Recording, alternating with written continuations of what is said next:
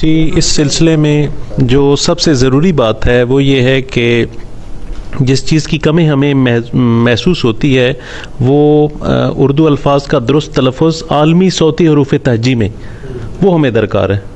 एक ही डिक्शनरी मेरी नज़र से गुज़री है जो ऑक्सफोर्ड यूनिवर्सिटी प्रेस ने छापी है 2016 में, और उसमें सिर्फ उर्दू अल्फाज का आलमी सौती हरूफ तहजी में तलफ़ुज़ दिया गया।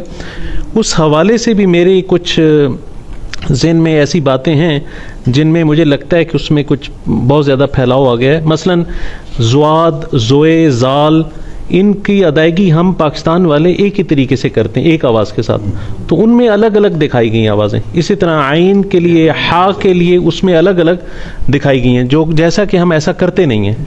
तो जैसा हम बोलते हैं उस तरह से तलफ़ुज़ दिखाया जाए, ताकि हम जब कि कोई भी ऐसा लफ्ज़ जिसकी हम नहीं जानते कि अदायगी कैसे की जाए, तो हम उस डिक्शनरी को कंसल्ट कर सकें।